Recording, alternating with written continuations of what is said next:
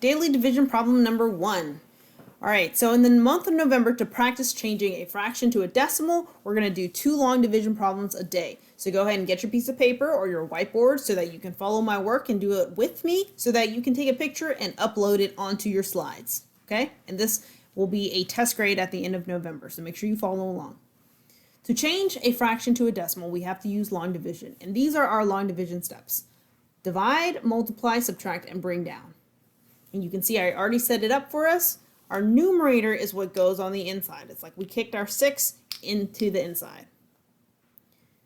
A fraction is a sign of division. This is 6 divided by 7. So when we are solving this problem, we have to ask ourselves, how many times can 7 go into 6? To help us, we're going to list our multiples of 7. So it'll be quicker for us to divide and multiply. Okay, so go ahead and list your multiples of 7 over here off to the side on your paper. Okay, so I've listed my multiples of 7. So this is 7 times 1, times 2, times 3, and so on. You're skip counting your 7s. And this, again, will make it easier for these 2 steps.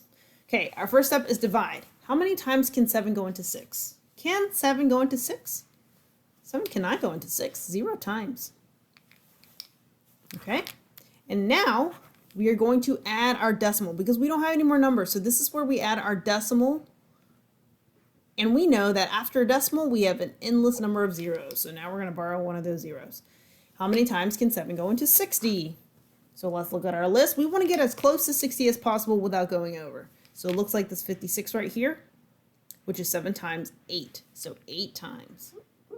Okay, we just divided. Now we have to multiply. What is 7 times 8? 56. My next step is to subtract. 60 minus 56 is 4. And now we're going to bring down. Because I don't have a number to bring down, that's when I'm going to add a 0 to bring down. And try to keep your numbers as lined up as possible. You see how I have them all lined up? That'll keep our work organized. Now we're going to do the steps again. How many times can 7 go into 40? Let's look. How close can we get? 35, that's 7 times 5. 5 goes on top. Now we're going to multiply. 5 times 7 is 35. And that is what we're going to subtract. 40 minus 35 is 5. And then we can bring down another 0 to get 50. Let's go one more decimal place. How many times can 7 go into 50? 7 times. 7 times 7 is 49.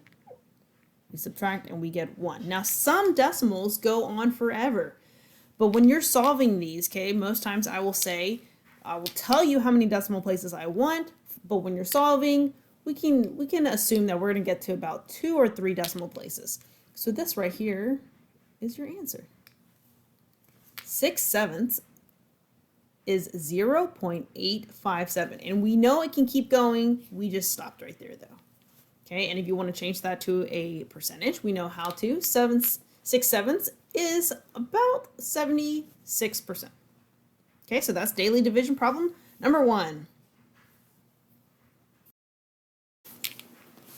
Problem number 2, 5/4.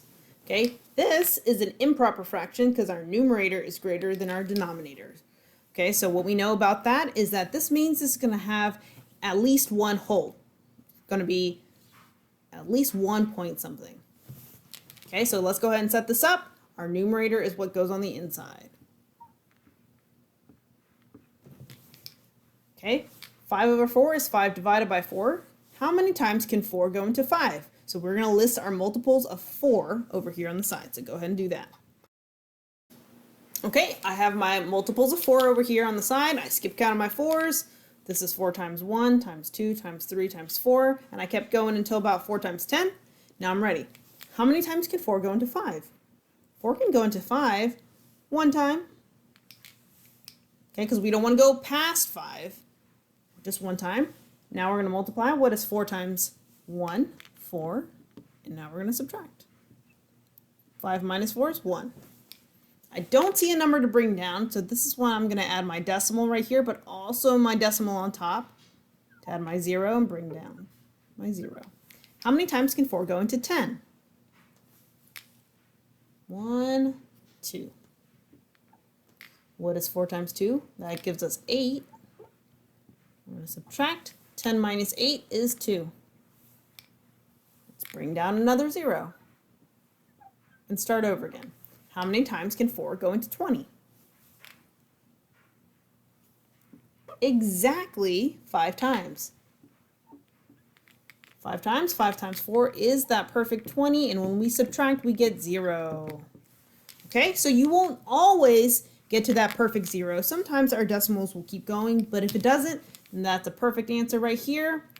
5/4 is exactly 1.25. Okay.